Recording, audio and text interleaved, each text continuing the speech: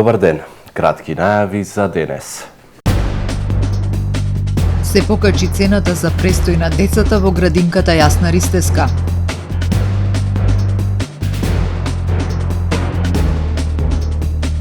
Советот на општина Охрид ја одржа 7-та седница.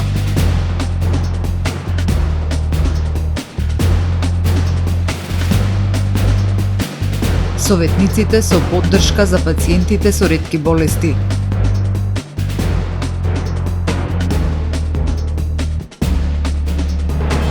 Проблемот со дивите депонии и управувањето со отпад во Охрид станува се посериозен. Кривична за охриѓанец кој градел без одобрение во Рача. Следува временската прогноза.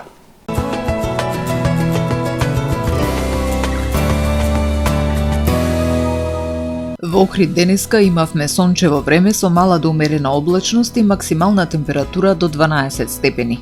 Утре во Охрид времето ќе биде сончево со мала облачност и со слаб југоисточен ветер. Утринската температура од -7, а максималната дневна до 12 степени. Температурите во Македонија утре во интервал од -3 до максимални 15 степени. Продолжува периодот на стабилно и релативно топло време. Утрата ќе бидат постудени и подредени котлини ќе има услови за појава на слаба магла, додека пак дневната температура ќе биде во пораст.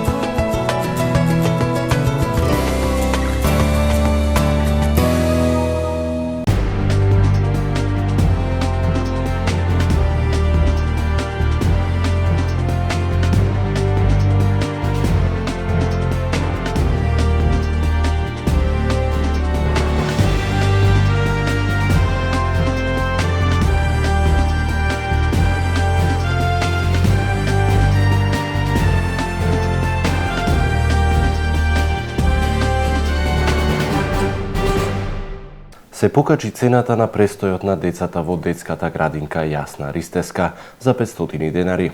Оваа одлука ја донесе Советот на општина Охрид со мнозинство гласови на денешната 7-ма седница. Со одлуката се менува цената донесена во 2004 година, со што се врши усогласување со економските услови и покачените трошоци за живот. Поскап е престојот во градинка за 500 денари. На денешната седница на Совет беше дадена согласност на одлуката на управниот одбор на градинката Јасна Ристеска за зголемување на износот на надоместокот на трошоците за престој на деца што паѓа на товар на родителите. Наместо досегашните 1490 денари за целодневен престој на дете до 6 годишна возраст, родителите од сега ќе плаќаат 2011 денари. Со одлуката се менува цената донесена во 2004 година, со што практично се врши усогласување со економските услови и покачените трошоци на живот. Советничката од Левица Виолета Аврамовска кажа дека одлуката не е економски неоправдана, но побара информација дали има олеснувања или ослободувања за самохрани родители или семејства во социјален ризик. Директорката на градинката Ирина Смилеска одговори дека според проектот за инклузија децата од ромската популација се ослободени од плаќање надомест за престој, за кој Министерството за труд и социјала го презема трошокот. Ние за прв пат се приклучуваме во овој проект. Веќе во другите градови функционираат, сега во нашата градинка имаме едно семејство од ромска популација кој го носи своето дете, но има услови за партиципацијата, за учество на децата, треба да се приматели на гарантирана парична помош. Тој документ ние како институција се обративме во Центарот за социјални грижи, тоа семејство не земат, односно не учествуваат во гарантирана парична помош. Тоа е само тие се од децата од ромската популација моментално се ослободени од партиципација. Советничката Аврамовска кажа дека е изненадена од одговорот и дека очекувала барем еднородителските семејства дека се ослободени од плаќање на надоместок. Јас ви предлагам вам како директорка заедно со управниот одбор да седнете и малку да разгледате кои категории, односно кои семејства би можеле да бидат ослободени. Можам да ви дадам предлог: самохраните родители, понатака семејства од кои едниот родител е вработен до износ на минимална плата, и слично, значи да го списокот да го зголемите на тие ослободени семејства од надомест за децата во градинките, бидејќи верувајте, со минимална плата од 24.000 денари, на вистина работничките семејства од Вај преживуваат. Во градинка одат деца чии родители се во редовен работен однос, па не држи аргументот за ослободување на семејства каде еден родител е невработен, посочи секретарот на општина Охрид Александар Китески, но додаде дека забелешката за самохраните родители е на место. Ево, директорката е тука, нека направи, ќе достави кај мене список колку случаи имаме такви и кога ќе планираме буџет за субвенционирање на граѓаните за сметките, да речеме, за јавни услуги или јавните предпријатија, може следно да го предвидиме и да ја предвидиме и услугата од градинка. Така да поднос на самохрани родители држи предлогот. Ево, директорката ќе направи точно, да видиме за каков буџет станува збори дали во ребаланс или било како, да видиме, да изнајдеме начин за таа категорија на граѓани да излеземе во пресред, не да има целосно ослободување, меѓутоа да има некое субвенционирање. Советникот од СДСМ и коалицијата Иван Димковски кажа дека градинката представува социјална установа и општината треба да се стреми во иднина кон целосно ослободување од плаќање надомест за престојот на децата. За таа цел, јас и архивски, но и на седница ево сега на оваа говорница, предлагам амандманот субвенционирање на 500 денари на секое дете таксативно, без исклучок, без да правам квалификација и категоризација на семејства, затоа што пак ќе спомнам дека суштината на оваа прелиминарна институција е од особено значење за сите нас. Предлагам 500 денари субвенционирање за секое дете, за оние деца кои активно ја користеле услугата во тековниот месец. Средствата предлагам да бидат од 7 милиони на годишно ниво, обезбедени од програмата ЕА0 конто субвенции за комунални предпријатија.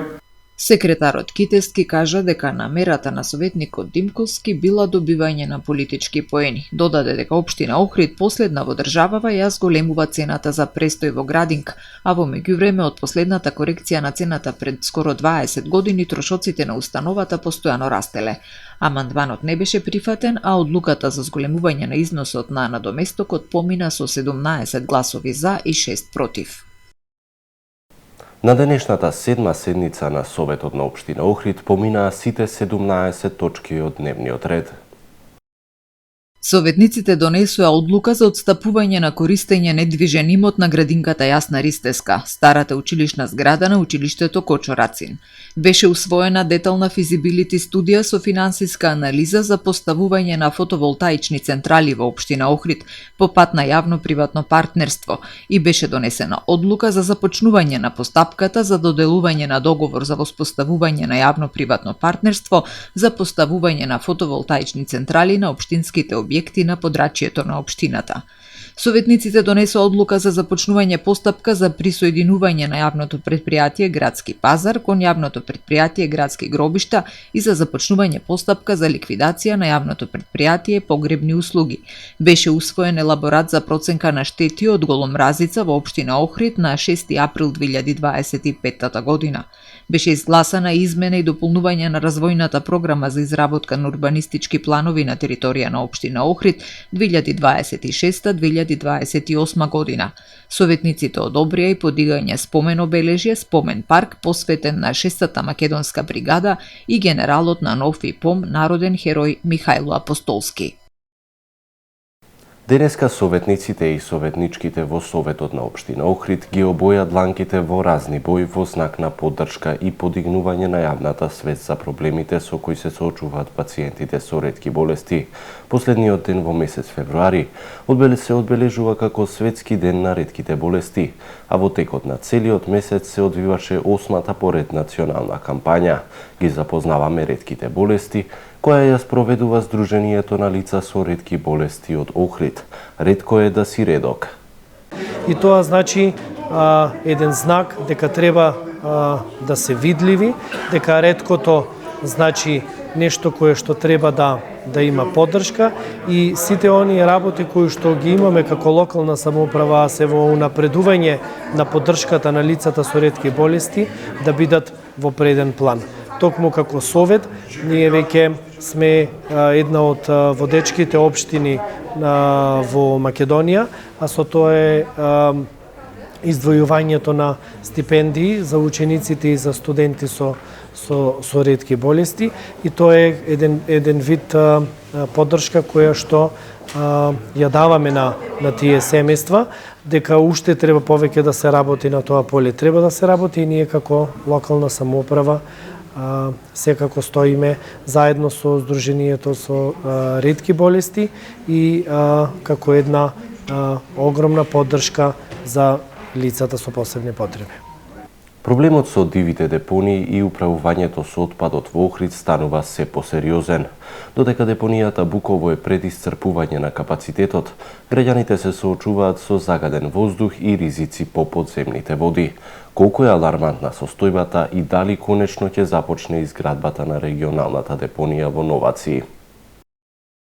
Проблемот со дивите депонии и управувањето со отпадот во Охрид добива се поалармантни размери. Покрај десетиците нелегални локации низ градот каде нелегално се одлага отпад, сериозна загриженост предизвикува и состојбата со депонијата Буково, која со години функционира како привремено решение. Според упатените, капацитетот на Буково е речиси исцрпен, а количествата отпад секојдневно се зголемуваат, особено во летниот период. Дополнителен проблем е честото палење на отпадот, што директно влијае и врз квалитетот на воздухот. Ние постојано се соочуваме со загаден воздух во текот на зимскиот период, дури во летниот период, како резултат на палење на диви депонии, на депонијата Буково. Значи се она што ни се случува е резултат на несоодветно управување со цврстиот отпад во изминативе години. Подземните води се уште поголем проблем, бидејќи имаме голем број на диви депонии и во околината на градот и во руралните средини, кои што со инфилтрација подземните води допираат, загадувачките материи допираат до подземните води и потоа ги загадуваат. А секое загадување на подземните води е многу опасно, неизвестно и речиси невозможно тие да се пречистат. Треба, значи, итно план за акција да се што побрзо да се операционализира планот, регионалниот план за управување со отпад, тоест отпадот да се селектира, да се изгради собирниот центар за различни видови на отпад и нормално оваа депонија која што е во Новаци да почне веќе да се гради и да ја користиме.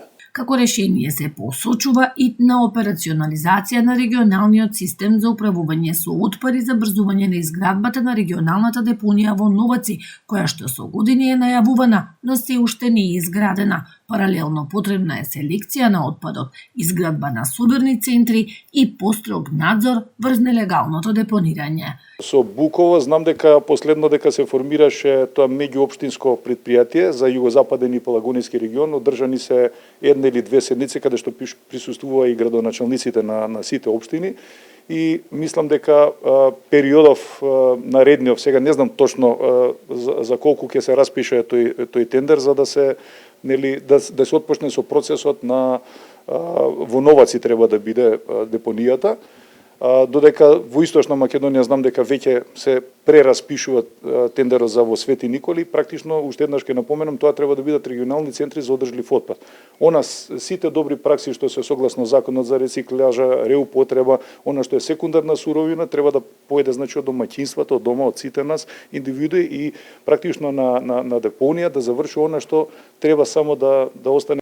Голем број диви депонии во руралните средини и околу градот представуваат ризик со инфилтрација на загадувачки материи во почвата, а со тоа и во водните ресурси. Експертите велат проблемот со отпадот повеќе не може да се одложува. Потребни се конкретни чекори, институционална одговорност и систем што ќе функционира на долг рок. СВР Охрид поднесе кривична пријава против 74 годишно лице од Охрид поради постоење основи на сомнение за сторено кривично дело бесправно градење. Тој, како инвеститор на катастарска парцела во Охридската населба Рача, без правосилно одобрение за градење издадено од секторот за урбанизам и управување со градежно земјиште од општина Охрид, изградил објект за домување.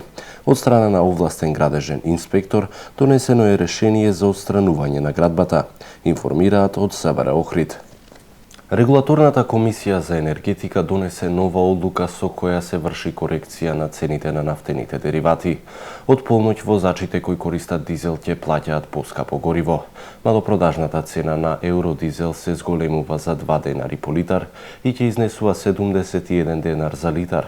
Исто толкаво зголемување има и кај екстра лесното масло за домаќинство, кое ќе се продава по цена од 70 денари за литар.